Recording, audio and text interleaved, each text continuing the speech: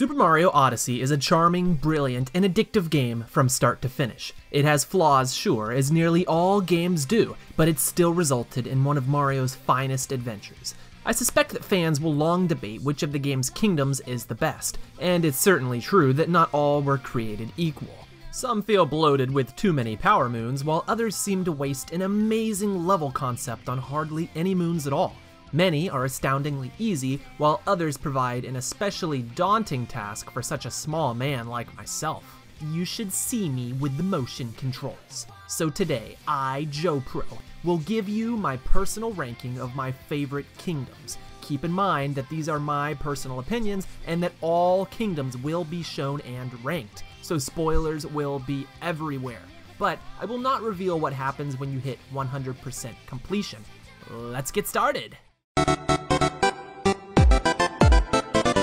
Starting right off with one of the game's unlockable levels, we have the Dark Side of the Moon, or as it is officially called, just Dark Side.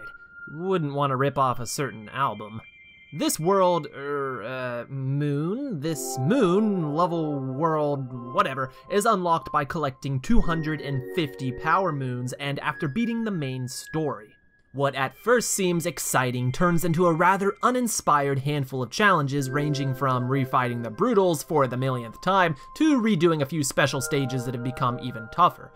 Don't get me wrong, the challenge is welcome, but the overall level itself is tedious and bland, and since most of the content here is reused, it's hard to rank it any higher. Also, if you love yelling and frustration, try out this level. It's great.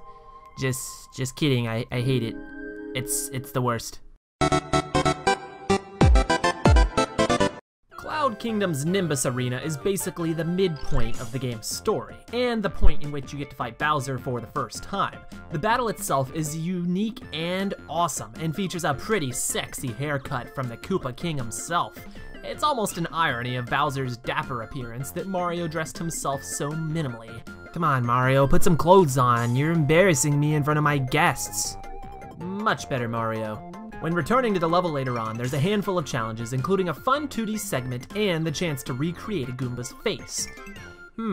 How's this? It's no good. Perfect.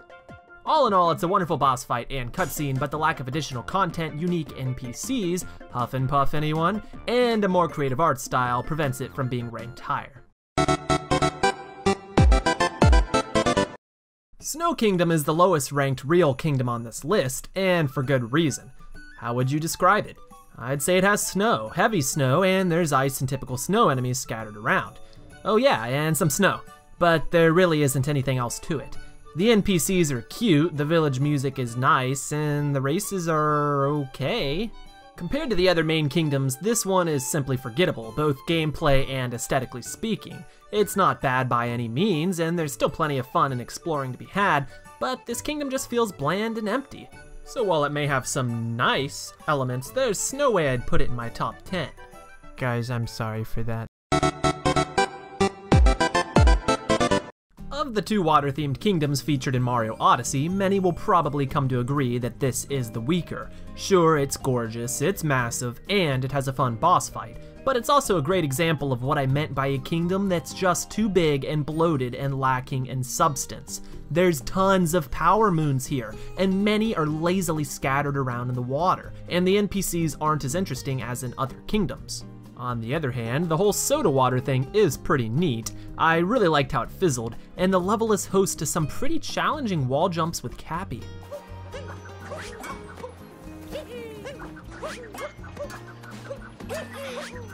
Wait, that's not how I was supposed to do those? Oh yeah, and volleyball is super addictive, if ridiculously generous. I definitely missed that, Mr. Referee. Take back my point right now. You know what? I quit. I'm done with volleyball. I hate it. In my first few hours with Mario Odyssey, I wasn't sure how much I'd end up loving the game, and to be honest, this course just didn't work for me. Capturing the T-Rex really isn't any fun, as there's not much you can do with him. The course doesn't have a lot to do in general, and there's hardly anything to do that's inherently fun or exciting. On the plus side, it has one of the most beautiful and epic pieces of music in the game, and taking control of a chain chomp is appropriately exciting. I just wish there was a bit more to it all, and that the world felt more like it belonged in a Mario game. I'm sure many of you disagree, but to me it just didn't feel right. But those views are so good. Wait a second, am I dead? Is this video game hell? Ah, it's so cool! That's basically what my brain sounded like when Mario first ended up in the ruined kingdom. It's the second smallest kingdom in the game, but plays host to one magnificent boss fight that feels right out of a Zelda game. In fact, the whole level looks like Twilight Princess crossed with Bloodborne, and it's downright beautiful. The boss itself is so well done and among the game's best. One might argue it also feels a bit off in a Mario game, but I personally really enjoy the unique art styles in many of the game's kingdoms. After beating the dragon for the first time, I did make one pretty big mistake. I climbed along his back in search of a moon and fell off to my untimely death. Unfortunately, the game decided to be a stickler and make me fight him all over again from the start. Also, I can't help but noticing something entirely unrelated, but when the Odyssey takes flight, I feel like Mario's scared out of his mind. To me, that just looks like a face of fear, not of curiosity. I'm a little scared for Mario right now, actually. No! While it may not be the best Bowser level in series history, it is definitely the biggest and most beautiful. I love the Japanese-inspired design and music. The challenge could use a tune-up for this late in the game, but then again, Odyssey is never really all that difficult. The battle against the Brutal Machine is fun and reminds me a lot of fighting the Koopa Brothers and the Bowser Machine in Paper Mario. The cutscenes are great, even if they did allow for some pretty unsettling pictures of Peach. Hey, Peach, you might want to get that looked at. When returning to the level after beating the game, this Toad has become quite the authoritarian and won't let Mario pass. Shortcut? We'll see about that. Ha! What you gonna do about it, little man? Honestly, it's a fun level, not bad, not great, and that's all I have to say about it. Now, if you'll excuse me, I have a Pinocchio bird to sacrifice. He's dead now. He's dead. There's nothing else to see here.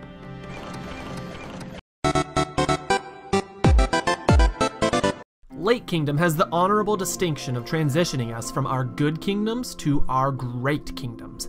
Late Kingdom is far superior to Seaside Kingdom, mostly due to having more interesting NPCs, a focused narrative, and a far more developed world that doesn't feel too vast and empty, nor small and crammed. Not only is it the first place you find Dory, whose presence is always welcome, but it's also the kingdom that feels most akin to Super Mario Sunshine, Noki Bay in particular. The way Mario transitions from water to dry ground in the palace interior is awesome, and I can't help but notice the clear inspiration from Zora's domain. There isn't much to complain about besides the fact that ultimately it's still a water level, and so there are some tedious components. It's also lacking in any standout segments, bosses, or unique capturable enemies. Then again, it does give you the chance to get up close and personal with Goombette, since she's not on a ledge for once. I like your mustache, mister. Mustache? What the hell are you talking about, woman? Mario! Wait a minute. Hold yourself together, man. It's just your reflection. But what is this ugly thing on my face? Hey, mister, wanna hang out sometime? I don't bloody think so. I hate the Goombas. Wait a second. That's not true at all. Mario, I know you're in there. Get out of my head. Ah, young love. No! I feel like more people should be disturbed by this. The Wooded Kingdom is one of the courses that really grew on me over time, after not being a fan of it my first playthrough. It felt too open and bland, and I just really didn't care for it. Since then, however, I've come to enjoy the fun platforming, fighting one of the best bosses in the game, and playing as one of my top 5 capturable enemies. I won't be ranking my favorite transformations, but if I were, the uproot would definitely be at number 5. As it turns out, I initially discovered the deep forest by accidentally falling off and was quite surprised to see Mario still alive. That was actually a pretty special moment, and up until recording for this video, I had no idea that there were T-Rexes in the game that could actually attack you, as I'd only ever seen the sleeping beast in the Cascade Kingdom. So on one hand, that partially redeems the T-Rex in my eyes, and on the other, I can no longer sleep at night. Or during the day, but especially at night. So yeah, Wooded Kingdom, everybody. Yay! Wait, you can possess a tree? Okay, forget everything I said. Wooded Kingdom is number 1. In terms of creativity and overall production value, obviously Darker Side is undeserving of a higher rank than Lake or Wooded Kingdom, but I really wanted to give it some love for finally offering a real challenge, even if it's still not nearly as tough as a certain predecessor's finale. Curse you, Hammer Brothers, you know what you did. The inclusion of most of the game's NPCs and the game's standout music is of course welcome, and I couldn't help but chuckle at Pauline's usage of the phrase "jump man." I won't spoil the end of the level, but all in all, it's a great end to a wonderful game, and it truly felt like all of the game's themes were coming together for one epic post-game finale. Sure, I could have ranked it lower, but hey, I didn't, so I'm sorry. Wait, should I be sorry for that? In Mario Odyssey, you collect power moons. Most kingdoms prominently feature the moon suspended high in the sky, and each has its own mysterious moon cube thingy that you all expected to have some super cool lore and were let down when it was just a moon cube thingy.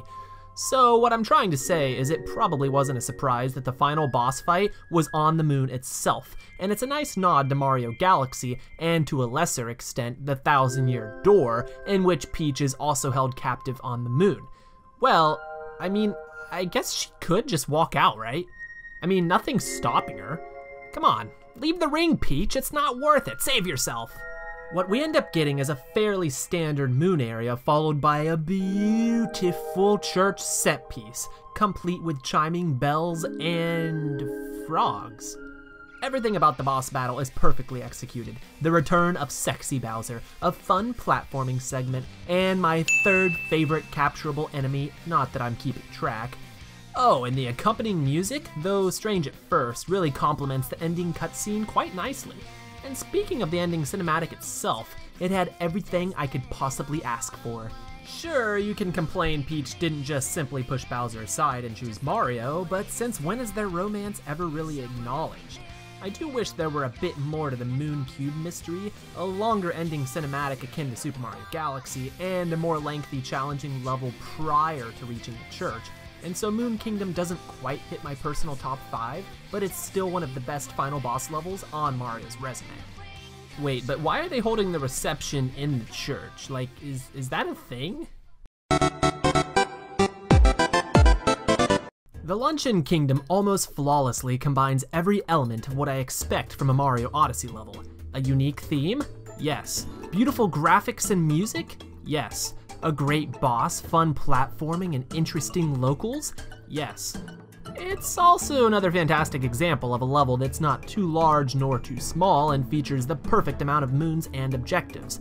I actually wouldn't even mind if they had gone further with it. As for the art style, I think it's brilliant while others may feel differently, but come on, watching Mario burn alive in pink yummy goo is just the best. Hey, Mario, did you have an accident in the kitchen there? This is one of the first levels to be a bit more challenging, which is nice, and exploring the town and, countryside? Pantry? Whatever it is a swell time. I'm not sure how forks cook without hands, though. And where are all the spoons and knives? Do the forks use forks when they eat? Do they eat with each other? How do they hold each other? Are the criminals steak knives? Truly, the possibilities are endless. Where to begin with the stellar Cap Kingdom? Well, for starters, it's downright gorgeous, and features a cozy little town full of the adorable Cap species. Oh, and geez, I forgot to mention the music. I think it really may be my favorite piece in the entire game. It builds the strange, dreary, but hopeful atmosphere so perfectly, and I've honestly spent so much time just strolling around the town listening to it. Now back to that art style. The obvious comparison is to Nightmare Before Christmas, but I get a much stronger Tomorrowland Corporation vibe, specifically World of Goo and Human Resource Machine. I mean, just look at those buildings!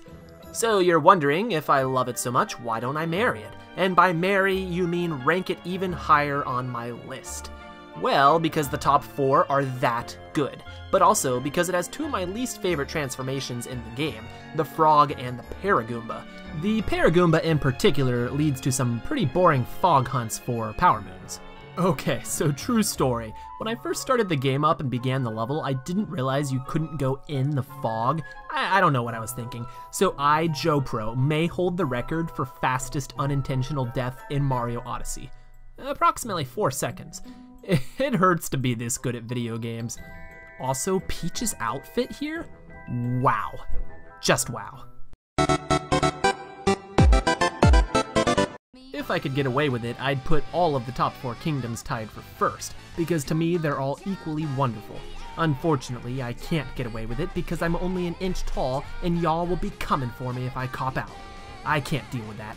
Unfortunately though, I may be dealing with it regardless because I suspect this is a really unpopular opinion, but my number 4, without any further delaying my excruciating death, is...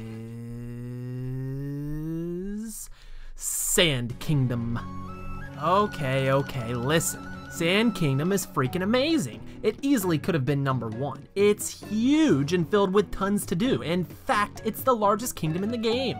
The town and residents are perfectly designed. The dancing is mind-blowing. The music transitions perfectly when moving from the desert to the ruins, and the various locations, oasis, ruins, and pyramid, are all unique and fun to explore. Both in the freezing night and in the sizzling sun, this kingdom is loads of pure fun. Also, I'm not going to rank my top 5 transformations, but if I were, the Bullet Bill would be my number 4. So what's wrong with it? Well, besides these locals not sharing the goods they promised me, absolutely nothing. Unfortunately, I just like the top 3 even more. I guess if you really require a complaint from me, it maybe has a bit too much empty space. I mean, that's a lot of desert, but I don't mind too much. And if we're being honest, the views and diving from extreme heights is more fun here than it is in Zelda. Oh, and I was able to find ways to skip many of the 2D sections fairly easily, even this huge one here, which saves tons of time.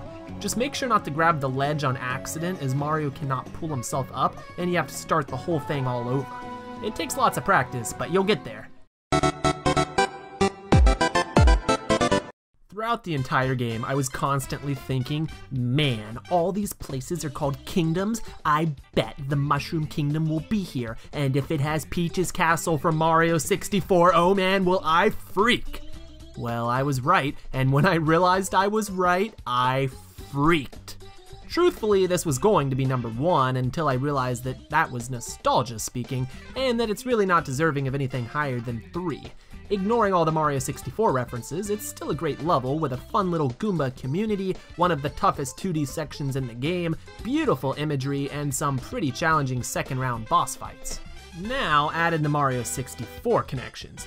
Draining the moat plays the secret music. Staring up at the old wing cap level grants you a power star. Yoshi is on top of the castle. The Mario 64 costume is perfection, and you're able to return to the back courtyard from Mario 64. The list goes on, and it's all just so much better than I can even express.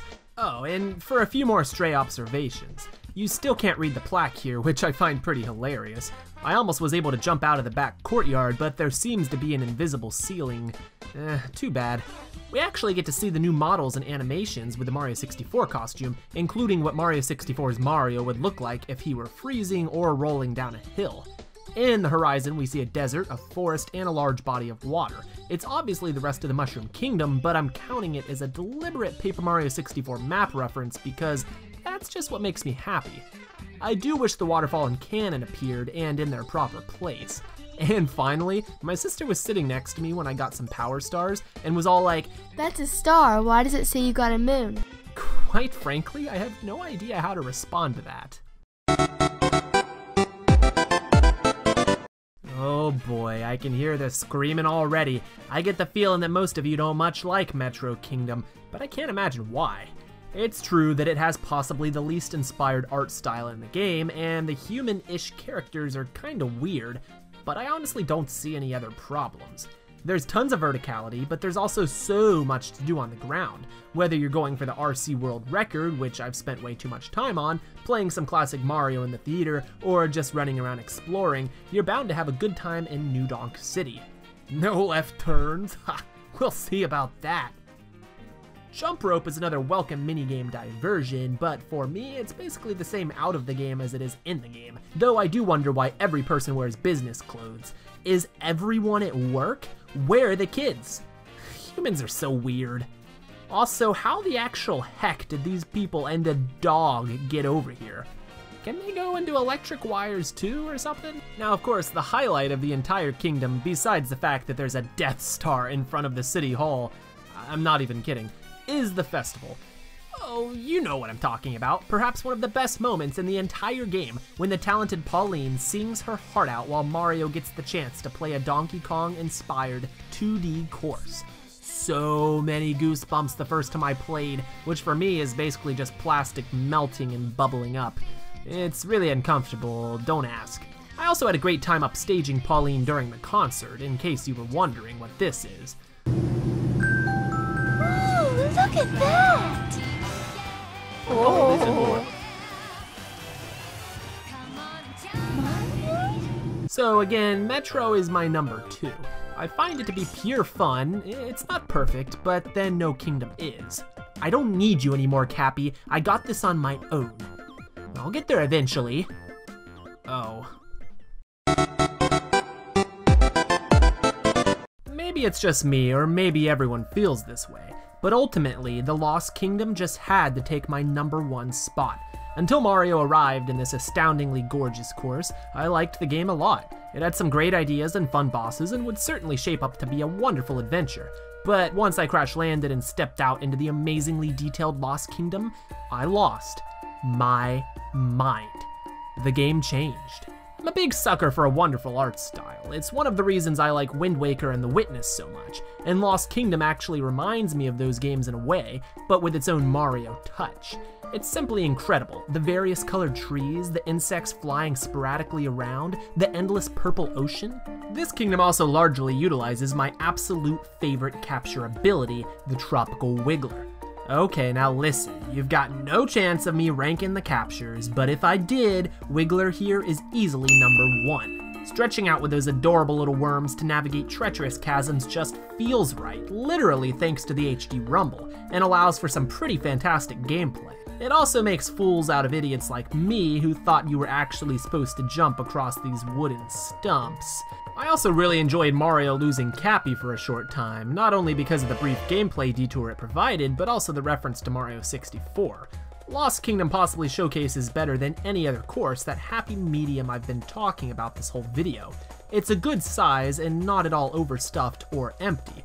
I suppose if it were bigger, that'd be fine too, but I'm happy with it. Other fun moments include gliding from the top, forgetting you don't have Cappy and trying to use him to get around this wall, don't judge, and completely accidentally throwing Cappy at these guys who deliver him to a Wiggler and transport you halfway across the island. And let's not forget that soundtrack, especially when Mario loses Cappy. I get a wonderful original trilogy Spyro the Dragon vibe from it, and it suits the level quite phenomenally. So that's my list. Honestly, I could gush about Mario Odyssey all year, and I probably will create some more content on it in the near future. How do you feel about my ranking? I anticipate it's severely different from the common consensus. After all, I'm only a Lego, so what do I know? So convince me of your rankings in the comments. Oh, and make sure to subscribe and come back for more Odyssey, and of course, Paper Mario content. Wait just a minute. What's number 2? What's number 2? Oh, you mean my second favorite transformation? Well, I'm not ranking those. I bet I know what it is. It's just got to be a Goomba, right? Nope. Well, what's wrong with Goombas? That doesn't seem right at all. Well, it's not a Goomba, sorry.